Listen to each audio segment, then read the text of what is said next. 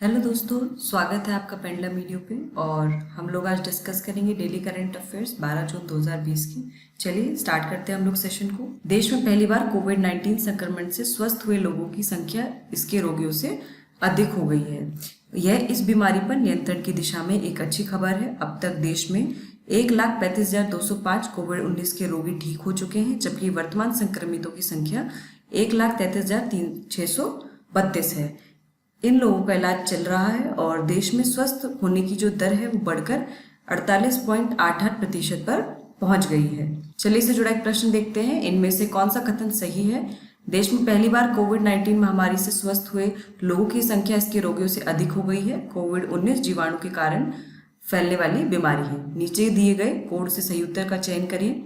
केवल एक, केवल दो, एक और दो, दोनों और कोई भी नहीं। तो इसमें से जो सही है वो ऑप्शन ए है, यानी पहली स्टेटमेंट सही है लेकिन दूसरी गलत है, क्योंकि कोविड-19 जो है वायरस के कारण होने वाली बीमारी है और इसका जो वायरस है वो उसको नाम दिया गया है SARS-CoV-2 और जो बीमारी है इसको नाम दिया गया कोविड-19 यानी कि कोरोना वायरस डिजीज। और क्योंकि 2019 में हुआ तो 2019 वहां से लिया गया।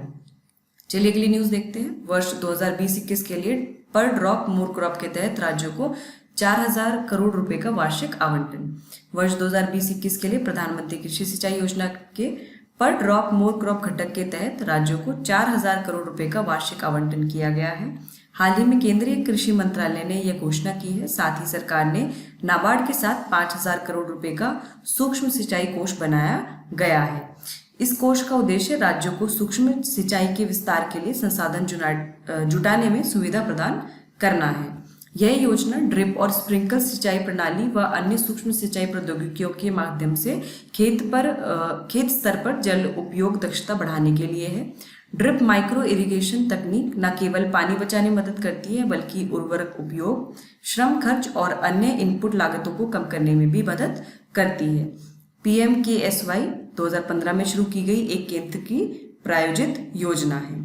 प्रश्न है, वर्ष 2020-21 के लिए प्रधानमंत्री कृषि सिंचाई योजना के पर ड्रॉप मोर क्रॉप घटक के तहत राज्यों को कितनी राशि का वार्षिक आवंटन किया गया है।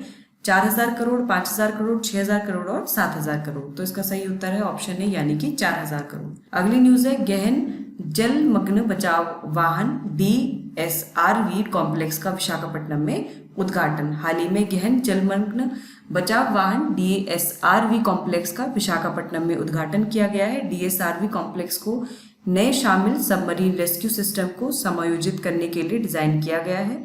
DSRV प्रणाली में एक पनडुब्बी बचाव पोत, एक रिमोट ऑपरेशन वाहन, साइट स्कैन, सोनार और संबंधित उपकरण शामिल हैं। यह डूबी हुई पनडुब्बी को बचाने के बाद पनडुब्बी को विघटित करने के लिए गोताखोर चेंबर और हाइपरबेरिक चिकित्सा उपकरण है। दूर स्थानों पर भी पनडुब्बी बचाव कार्यों को सुविधाजनक बनाने के लिए DSRV प्रणाली को वायु या सड़क द्वारा तेजी से जोड़ा जा सकता है। भारतीय नौसेना ने 2 ऐसी प्रणालियों को शामिल किया है जो क्रमशः भारत के पश्चिम और पूर्वी तट पर पनडुब्बियों का बचाव कवर प्रदान करेगी। चलिए इस जुड़ा एक प्रश्न देखते हैं। हाल ही में गहन जलमग्न बचाव वाहन DSRV कॉम्प्लेक्स का उद्घाटन कहाँ किया गया है। कोचीन में, विशाखापट्टनम में, तूतीकोरिन में या कांडला में। तो इसका सही उत्तर है ऑप्शन बी यानी कि विशाखापट्टनम।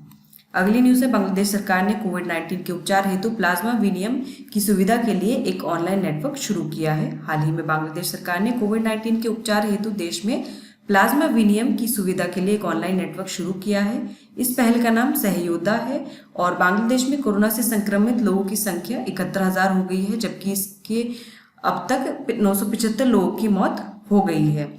कॉन्वेलेसेंट प्लाज्मा थेरेपी की बात करें तो इस थेरेपी में हाल ही में संक्रमण से उभरने वाले व्यक्ति के कॉन्वेलेसेंट सेरा को कोविड-19 के अन्य मरीज में इंजेक्ट किया जाता है, क्योंकि रोग से ठीक होने वाले रोगी में एंटीबॉडी होंगे जो अन्य रोगियों को कोरोना वायरस से मुक्त होने में सहायता कर सकते हैं। बात करें बांग्लादेश की तो ये बंगाल की खाड़ी पर भारत के पूर्व में स्थित देश है। इसकी राजधानी ढाका और मुद्रा बांग्लादेशी टका है। यहाँ पर आप मैप में बांग्लादेश की लोकेशन देख सकते हैं। ये अपना बॉर्डर वेस्ट बंगाल, इधर असम, मेघालय और त्रिपुरा के साथ शेयर करता है। भारत अपना जो मैक्सिमम बॉर्डर है वो बांग्लादेश के साथ शेयर करता है। अगली न्यूज देखते हैं, उससे पहले क्वेश्चन देखते हैं। बांग्लादेश सरकार ने कोविड-19 के उपचार हेतु प्लाज्मा विनिमय की सुविधा के लिए एक ऑनलाइन नेटवर्क शुरू किया है। इस पहल का क्या नाम है? सहायक, विधान, सहयोद्धा और सारथी। तो इसका सही उत्तर है ऑप्शन सी, यानी कि इस पहल का नाम है सहयोद्धा। अगली न्यूज है, उत्तर प्रदेश सरकार ने 15 जून 2020 तक सभी 75 जिलों में ट्रूनेट मशीन चालू करने का निर्देश जारी किया है। हाल ही में उत्तर प्रदेश के मुख्यमंत्री योगी आदित्यनाथ ने 15 जून 2020 तक राज्य के सभी 75 जिलों में ट्रूनेट मशीनों को चालू करने का निर्देश दिया है। इन मशीनों की मदद से कोविड-19 परीक्षण की संख्या में बढ़ोतरी होगी। हाल ही में ICMR यानी कि Indian council of medical research ने कोरोना वायरस स्क्रीनिंग परीक्षणों के लिए ट्रूनेट मशीन के उपयोग को मंजूरी दी थी। ट्रूनेट मशीनों का उपयोग दवा प्रतिरोधी तपेदिक का परीक्षण करने के लिए किया जाता है, यानी कि ये टीबी जो ड्रग रेजिस्टेंट जो टीबी होता है उसके टेस्टिंग के लिए इस मशीन का इस्तेमाल किया जाता है। उत्तर प्रदेश की बात करें तो ये भारत में सबसे अधिक आबादी वाला राज्य है। राज्य के मुख्यमंत्री योगी आदित्यनाथ और राज्यपाल आनंदीबेन पटेल है। प्रदेश की राजधानी लखनऊ है। उत्तर प्रदेश का राज्य पशु स्वयं हिरण है। राज्य पक्षी सरस क्रेन है। राज्य वृक्ष अशोक है और राज्य पुष्प ब्रह्म कमल है। उत्तर प्रदेश की लोकसभा में 80 सीटें हैं और इसकी जो विधानसभा सीटें हैं वो 403 हैं। चलिए इससे जुड़ा एक प्रश्न देखते हैं। उत्तर प्रदेश का राज्य वृक्ष क्या है? अशोक, बरगद, पीपल और नीम। तो इसका सही उत्तर है ऑप्शन ए, यानी कि अशोक। अगली न्यूज है, S&P ने स्थिर दृष्टिकोण के साथ भारत की BBB- रेटिंग को बरकरार रखा। हाल ही में S&P ने स्थिर दृष्टिकोण के साथ BBB- पर भारत की रेटिंग को बरकरार रखा है। S&P के अनुसार विकास के लिए जोखिम बढ़ रहे हैं, परंतु भारत की अर्थव्यवस्था कोविड-19 महामारी के नियंत्रण के बाद जल्द ही अर्थव्यवस्था और राजकोषीय स्थिति स्थिर हो जाएगी और 2021 के जो है ये ठीक होने लगेगी। S&P ने यह भी कहा जो स्थिर दृष्टिकोण है यह भी मानता है कि सरकार का राजकोषीय घाटा वित्तीय वर्ष 2021 में एक बहुवर्षीय उच्च के बाद उल्लेखनीय रूप से घट सकता है। राजकोषीय घाटा क्या होता है? सरकार की कुल आय और कुल व्यय के बीच का एक अंतर होता है। और S&P जो है ये 1860 में स्थापित ग्लोबल रेटिंग एक अमेरिकन क्रेडिट रेटिंग एजेंसी है। इसका मुख्यालय न्यूयॉर्क और संयुक्त राज्य न्यूयॉर्क में है, जो कि संयुक्त राज्य में स्थित है। और इससे पहले मूडीज ने जो भारत की सॉवरेन रेटिंग थी उसको घटाया था, Baa2 से उसको Baa3- किया था। चलिए इससे जुड़ा एक प्रश्न देखते हैं। S&P ने हाल ही भारत की अर्थव्यवस्था को क्या रेटिंग दी है? BBB-, BBA, Baa-। तो इसका सही उत्तर है ऑप्शन ए, यानी कि BBB-। चलिए अगली न्यूज देखते हैं।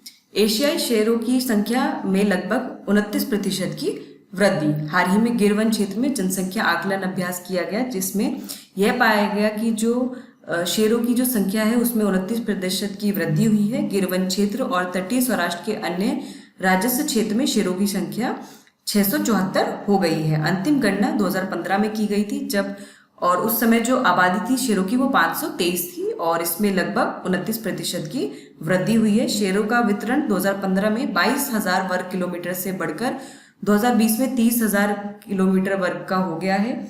वन विभाग के आंकड़ों के अनुसार वन क्षेत्र में नर मादा का अनुपात 161 नर बनाम 260 मादा है। बात करें हम एशियाटिक लायन की, तो ये जो एशियाई शेर हैं इनका जो IUCN स्टेटस है वो एंडेंजर्ड है और इनका जो नेचुरल हैबिटेट है वो गिर फॉरेस्ट में ही, जो गिर के जो वन है वहां पर पाया जाता है। इससे जुड़ा एक प्रश्न देखते हैं। हाल ही में एशियाई शेरों की संख्या में लगभग कितने प्रतिशत की वृद्धि दर्ज की गई है? 10%, 15%, 29% या 20%। तो इसका सही उत्तर है ऑप्शन सी, यानी कि 29%। अगली न्यूज देखते हैं। इस वर्ष रमन मैगसेसे पुरस्कार कोरोना वायरस महामारी के कारण रद्द हो गए। हाल ही में इस वर्ष रमन मैगसेसे पुरस्कार कोरोना वायरस महामारी के कारण रद्द कर दिया गया है। यह पुरस्कार 1970 में वित्तीय संकट और 1990 में फिलीपींस में आए विनाशकारी भूकंप के कारण भी रद्द कर दिया गया था। रमन मैगसेसे पुरस्कार की बात करें तो ये एशिया का सर्वोच्च सम्मान है और इसे नोबेल पुरस्कार के समकक्ष माना जाता है। यह पुरस्कार परोपकार और समाज सेवा के लिए एशियाई क्षेत्र के व्यक्तियों या संगठनों को प्रतिवर्ष प्रदान किया जाता है। यह 1957 में फिलीपींस के तीसरे राष्ट्रपति रमन मैगसेसे की याद में स्थापित किया गया था। चलिए इससे जुड़ा प्रश्न देखते हैं, क्योंकि पुरस्कारों पे ज़्यादातर प्रश्न पूछे जाते हैं। तो रमन मैगसेसे पुरस्कार के संबंध में इनमें से कौन सा कथन सत्य नहीं है? यह एशिया का सर्वोच्च सम्मान है। दूसरा, यह 1957 में वियतनाम के तीसरे राष्ट्रपति रमन मैगसेसे की याद में स्थापित किया गया था। तो नीचे दिए गए कोड से सही उत्तर का चयन करना है। केवल एक, केवल दो, एक और दो, दोनों, कोई भी नहीं। तो इसका जो सही उत्तर है वो ऑप्शन बी है, यानी कि जो दूसरा कथन है वह सत्य नहीं है, क्योंकि ये जो अवार्ड जो है, जो ये पुरस्कार है, ये जो स्थापित किया गया था, ये वियतनाम के नहीं बल्कि फिलीपींस के तीसरे राष्ट्रपति के नाम पर स्थापित किया गया। चलिए अगली न्यूज देखते हैं। उत्तराखंड के हल्द्वानी में राज्य का सबसे बड़ा जैव विविधता पार्क खोला गया। हाल ही में उत्तराखंड के हल्द्वानी में राज्य का सबसे बड़ा जैव विविधता पार्क खोला गया है। उत्तराखंड ने विश्व पर्यावरण दिवस, जो कि 5 जून को मनाया जाता है, इसके अवसर पर इसका उद्घाटन किया था पार्क का। और जैव विविधता पार्क मूल रूप से पौधों और जानवरों की किस्मों का एक प्राकृतिक भंडार है। इस पार्क में विषयगत उद्यान, एक मिट्टी का संग्रहालय, पौधों की प्रजातियां, लाइकेन, एक वर्मी कंपोस्ट इकाई और काई और जुरासिक युग के शैवाल हैं। साथ ही एक व्याख्या केंद्र और एक अत्याधुनिक मौसम स्टेशन भी बनाए गए हैं। बात करें उत्तराखंड की, तो यह उत्तर प्रदेश से अलग होकर उत्तराखंड का गठन 9 नवंबर 2000 को भारत के 27वें राज्य के रूप में हुआ था। और उत्तराखंड के जो मुख्यमंत्री हैं वो त्रिवेंद्र सिंह रावत हैं और गवर्नर बेबी रानी मौर्य है। चलिए इससे जुड़ा एक प्रश्न देखते हैं। उत्तराखंड के किस जिले में राज्य का सबसे बड़ा जैव विविधता पार्क खोला गया है? हल्द्वानी, नैनीताल, रुड़की या देहरादून? तो इसका सही उत्तर है ऑप्शन ए, यानी कि हल्द्वानी। अगली न्यूज देखते हैं। हिमाचल प्रदेश सरकार की हींग और केसर की पैदावार को बढ़ावा देने के लिए कोशिश। हिमाचल प्रदेश सरकार ने हींग और केसर की पैदावार को बढ़ावा देने के लिए institute of Himalayan bioresource technology के साथ समझौता किया है। Institute of Himalayan bio resource technology Himachal Pradesh में वैज्ञानिक और औद्योगिक अनुसंधान परिषद की एकमात्र प्रयोगशाला है, यानी कि CSIR की ये जो है इकलौती जो है प्रयोगशाला है जो हिमाचल प्रदेश में है। और इन दोनों फसलों की गुणवत्तापूर्ण रोपण सामग्री के बड़े पैमाने पर उत्पादन के लिए अत्याधुनिक टिश्यू कल्चर लैब की स्थापना की जाएगी। इस योजना के तहत निर्यातक देशों से केसर और हींग की नई किस्मों को भारतीय परिस्थितियों के अनुसार मानकीकृत किया जाएगा। हींग की बात करें तो ये 12मासी पौधा है और ये रोपण के 5 साल बाद जड़ों से ओलिया गम राल का उत्पादन करता है। इसे ठंडे रेगिस्तानी क्षेत्र की अनुपयोगी ढलान वाली भूमि में उगाया जा सकता है। भारत में हींग का उत्पादन नहीं होता है और वर्तमान में लगभग 1200 टन की कच्ची हींग जो है वो अफगानिस्तान, ईरान और उज्बेकिस्तान से आयात की जा रही है। बात करें केसर की, तो भारत में केसर की खेती वर्तमान में जम्मू और कश्मीर में लगभग 2825 हेक्टेयर भूमि पर की जाती है। हाल ही में कश्मीर केसर को भौगोलिक संकेतक यानी कि GI टैग का दर्जा मिला है। चलिए इससे जुड़ा एक प्रश्न देखते हैं। हिमाचल प्रदेश सरकार ने किन मसालों की पैदावार को बढ़ावा देने के लिए institute of Himalayan bioresource technology के साथ समझौता किया है? हींग, केसर, काली मिर्च, A और B दोनों? तो इसका सही उत्तर है ऑप्शन डी, यानी कि A और B दोनों। तो दोस्तों हमने यहाँ पर डेली करंट अफेयर्स जो है कवर कर लिए हैं, साथ ही उसके से जुड़े जो हमने प्रश्न भी देख लिए हैं। मैं उम्मीद कर रही हूँ आप डेली करंट अफेयर्स रोजाना फॉलो कर रहे होंगे और ये आप डेली करंट अफेयर्स जो है वेबसाइट पर जाकर भी पढ़ सकते हैं। इंग्लिश, हिंदी दोनों में अवेलेबल है। आप PDF डाउनलोड कर सकते हैं और साथ ही में क्विज भी प्रैक्टिस कर सकते हैं। यूं ही आप हमारे साथ जुड़े रहिए। हमारे चैनल पेंडुलम मीडिया को सब्सक्राइब करिए और बेल आइकन को दबाना ना भूलिए नोटिफिकेशन के लिए। All the best. Thank you so much.